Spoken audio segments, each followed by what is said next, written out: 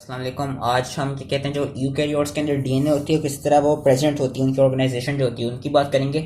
और जो अभी हमने पिछली दो वीडियोस में प्रोकैरियोट्स और यूकैरियोट्स की डीएनए रेप्लिकेशन पढ़ी थी, हमने क्या कहते हैं इसमें क्या कहते हैं इस वीडियो में साथ में जो यूकैरियोटिक डीएनए होती है ना उसकी रेप्लिकेशन इनहिबिट कैसे हो सकती है, तो उनके कुछ एनालॉग्स की क्या कहते हैं मैं बात कर लूंगा, क्योंकि that is a clinical related to your replication.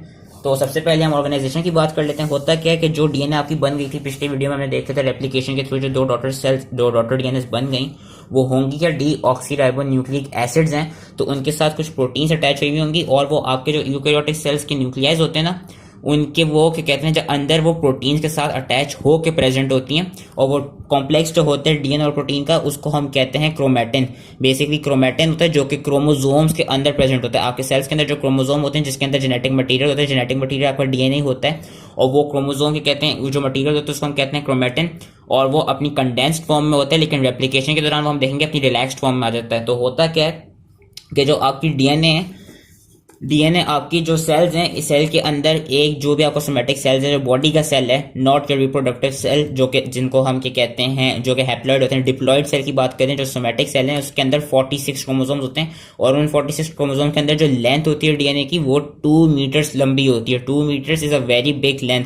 तो आप देख सकते हैं जिस तरह आप लोगों की जो भी हाइट होगी, जो हमारी नॉर्मल हाइट होती है वो around 1.5 to around let's say 1.75 या 1.8 मीटर्स होती है। तो हमसे भी एक तरफ से कह रहे हैं हमसे भी ज्यादा बड़ी डीएनए हमारे एक सेल के अंदर क्या कहते हैं प्रेजेंट है। वो कैसे प्रेजेंट होगी, वो इस तरह बिल्कुल कॉइलिंग्स और फोल्डिंग्स क्या कहते हैं इन प्रोसेसेस के साथ क्या कहते हैं हमारे सेल्स में प्रेजेंट होती है। होता क्या है जो डीएनए है मैंने कहा डीऑक्सीराइबो न्यूक्लिक एसिड है, वो होगा क्या है बेसिक प्रोटीन्स के साथ आपका क्या कहते हैं बाइंड हुआ होता है। उन बेसिक प्रोटीन्स का नाम होता है हिस्टोन्स या यू कैन कॉल देम हाइस्टोन्स। मैं उनको हाइस्टोन्स कहता हूँ, हाइस्टोन्स।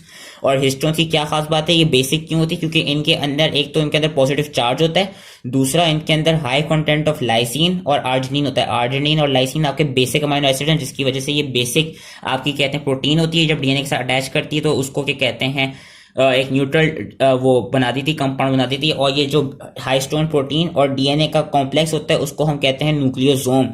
और जो हाइस्टोन प्रोटीन्स होती हैं उनकी टोटल 5 क्लासेस होती हैं हमारे अंदर। H1 H2A H2B H3 और H4 हाइस्टोन प्रोटीन्स होती हैं। ये सब हम अभी देखते हैं कैसे डीएनए के साथ अटैच हुई होती हैं। होता क्या है कि एक ऑक्टामेरिक सीक्वेंस बनता है प्रोटीन का जिसको हम कहते हैं न्यूक्लियोसोम कोर। ये न्यूक्लियोसोम कोर होती क्या है, ये ऑक्टामेरिक, ये दिखाया हुआ उन्होंने एक एक सर्कल जो है ये एक हाइस्टोन की प्रोटीन है। H2A H2B H3 और H4 इन सब के दो दो कंपाउंड्स मिलकर ये एक ऑक्टामेरिक 8 ऑक्टागन से याद रखना है 8, ये 8 से कहते हैं 8 तरफ से 8 बॉल्स हैं जो कि प्रोटीन कोर बना रही हैं। ये H2A है, H2B है, H3 H4, नीचे भी H2A H2B H3 H4। और इनके पास हम देख सकते हैं डीएनए आपका लिखे कहते हैं वाइंड अराउंड कर रही होती है इनके अराउंड, इन प्रोटीन्स के अराउंड। ये जो डबल स्ट्रैंडेड डीएनए है इसका कुछ सेगमेंट इनके अराउंड क्या कहते हैं ट्वाइस, 2 दफा वाइंड अराउंड करेगा। ये देखिए ये डबल स्ट्रैंडेड डीएनए पहली दफा और दूसरी दफा वाइंड अराउंड करके करेगा और फिर वो दूसरे न्यूक्लियोसोम के साथ जाकर अटैच करेगा। तो इस तरह का स्ट्रक्चर हमारे साथ प्रेजेंट होता है हमारे सेल्स के अंदर। न्यूक्लियोसोम बीड्स, इनको बीड्स कहते हैं क्योंकि बीड्स की फॉर्म होती है। ये न्यूक्लियोसोम बीड्स हैं जो इस तरह अटैच हुए होते हैं और इस तरह डीएनए प्रेजेंट होती है क्रोमोसोम के अंदर। होता क्या है, और ये जो 2 बीड्स हैं वो आपस में अटैच किस तरह हुए होते हैं लिंकर डीएनए के थ्रू। जो लिंकर डीएनए वो बेसिकली वही डबल स्ट्रैंडेड डीएनए है, इसमें 50 बेस पेयर्स होते हैं न्यूक्लियोटाइड्स के।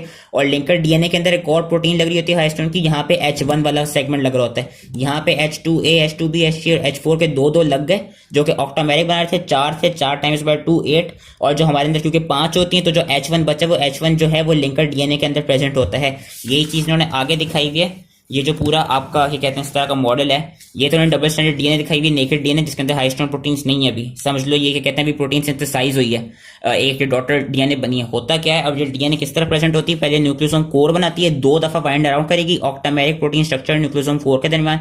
और बीच में H1 हम देख सकते हैं लिंक कर रहा है लिंकर डीएनए के थ्रू। ये न्यूक्लियोसोम्स ये जो बीड्स हैं ये खुद आपस में फोल्ड होंगे, आपस में स्टैक्ड अप होंगे और आपस में क्या कहते हैं इनके भी कॉन्फॉर्मेशन चेंज होंगी जिससे ये बना देंगे न्यूक्लियोफिलामेंट्स।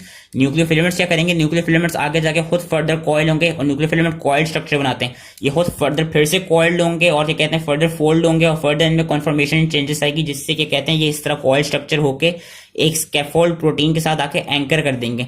ये हम देख सकते हैं न्यूक्लियर स्कैफोल्ड प्रोटीन है, इसके साथ ये काफी सारे क्या कहते हैं ये स्ट्रक्चर और क्या कहते हैं इन्होंने जूम इन करके दिखाया कि ये स्ट्रक्चर काफी सारे न्यूरोफिलामेंट्स जो कि फर्दर कॉइल्ड होते हैं वो क्या कहते हैं न्यूक्लियस स्कैफोल्ड प्रोटीन के साथ आके लग जाएंगे, और जब इनमें फर्दर फोल्डिंग और फर्दर कॉन्फर्मेशन चेंजेस आएंगे और फर्दर स्कैफोल्डिंग वगैरह होगी तो उससे ये क्या कहते हैं इस तरह क्या कहते हैं वो जो पूरी 2 मीटर लंबी डीएनए है इस तरह फर्दर कॉइल और फोल्ड वगैरह होकर वो फिर एक क्रोमोसोम के अंदर प्रेजेंट आ जाएगी, और उस कंडेंस स्ट्रक्चर को हम कहते हैं क्रोमैटिन। क्रोमैटिन याद रखना है, it is DNA plus protein. ये कोई भी प्रोटीन हो सकती है, जिस तरह यहाँ पे न्यूक्लियस स्कैफोल्ड प्रोटीन होती है।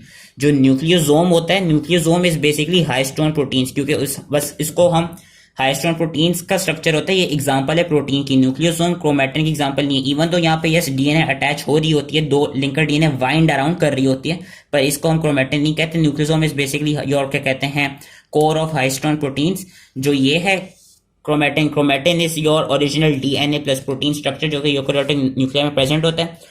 जब रेप्लिकेशन होती है जो कि एस फेज में होती है तो होता क्या है, जो एस फेज था यूकेरियोटिक सेल साइकिल का, एस फेज में होता क्या है कि ये जो कंडेंस स्ट्रक्चर है ये रिलैक्स्ड हो जाएगा। ये रिलैक्स होगा, उससे क्या होगा जो हाईस्ट्रॉन्ग प्रोटीन है वो निकल जाएंगी और डीएनए डिसअसेंबल हो जाएगी, और फिर वो जो हमने रेप्लिकेशन में पूरा पिछली 2 वीडियोस में देख चुके हैं कि डबल स्ट्रैंडेड सिंगल स्ट्रैंड बन जाएगा, उस पर रेप्लिकेशन होगी, 2 डॉटर बन जाएंगी। जैसे ही 2 डॉटर बन जाएगी वो फिर फर्दर इसी कन्फर्मेशन में आके क्रोमोसोम्स के अंदर लग जाएंगे, अटैच हो जाएंगे। यही चीज दिखाई हुई इन्होंने कि parental nucleosomes are disassembled to allow access to DNA during replication.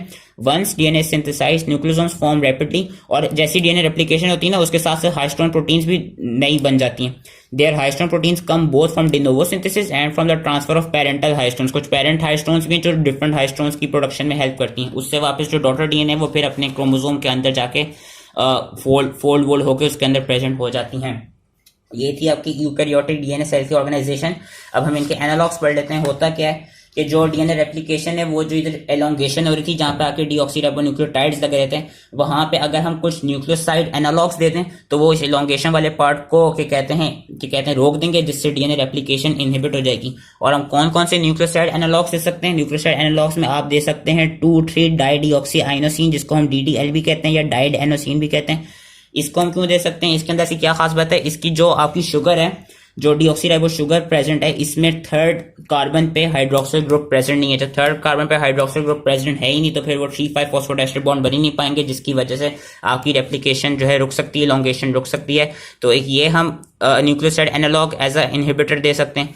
एक जो बाकी जो 2 दे सकते हैं उनमें आपके आ जाता है साइटोसिन अरेबिनोसाइड। साइटोसिन अरेबिनोसाइड में क्या खास बात है कि उसमें जो डीऑक्सीराइबो शुगर है ना वो अरेबिनोसाइड के साथ ये कहते हैं वो हो जाती है, कन्वर्ट हो जाती है। बेसिकली इस कंपाउंड के अंदर जिसका एक और नाम साइट एराबीन है, साइट एराबीन के अंदर जो शुगर होगी वो डीऑक्सीराइबोस नहीं होगी, वो होगी अरेबिनोसाइड।